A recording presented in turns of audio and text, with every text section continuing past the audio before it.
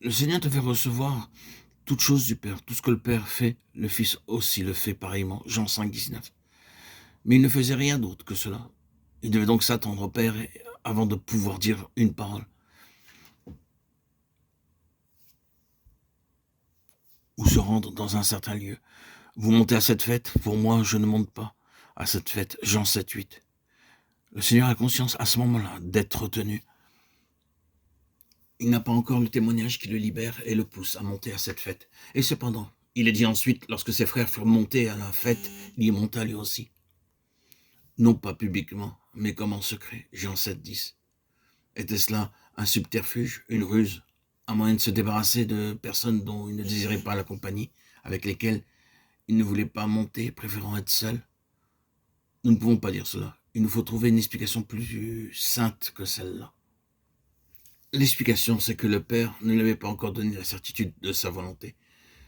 Et il devait en conclure que ce n'est pas la volonté du Père qu'il monte à Jérusalem, du moins pour le moment. Mais lorsque ses frères furent partis, la volonté du Père se révèle clairement en lui.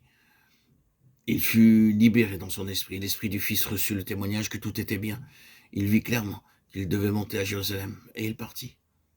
Le point, c'est que le Seigneur Jésus est limité entièrement par sa relation avec son Père, par sa dépendance volontaire, par la loi de la vie, qui veut que tout vienne de Dieu et rien de soi-même. C'est la loi. Essayons de vivre sur ce niveau-là, et nous verrons si l'homme naturel ne se rit pas et ne se moque pas de nous. Remarquons combien de questions nous seront posées.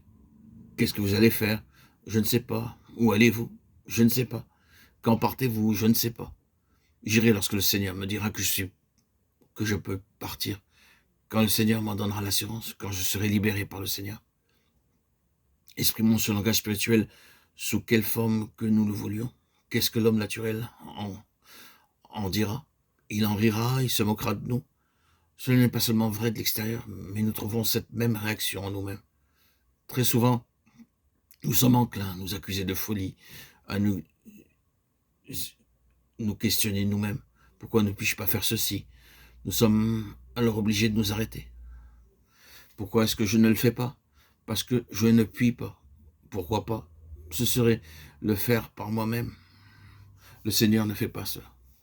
Je ne suis pas conscient que le Seigneur veuille faire cela. C'est le langage, la conscience du Fils. C'est le chemin de la vie. Ishmaël se moque d'Isaac, comme la vie naturelle se rit de la vie spirituelle, et essaie toujours d'avoir le dessus et de chasser ce qui est de Dieu. C'est l'état de fils qui se manifeste naturellement. Si nous ne sommes pas un fils, nous ne connaissons pas ces expériences-là. Mais si nous sommes un fils, nous connaîtrons au moins quelque chose de ce dont nous parlons ici. Nous pouvons donc reconnaître aussitôt si nous sommes un fils. Ce langage n'est pas étranger au fils. Il est parfaitement intelligible, tout au moins jusqu'à un certain point.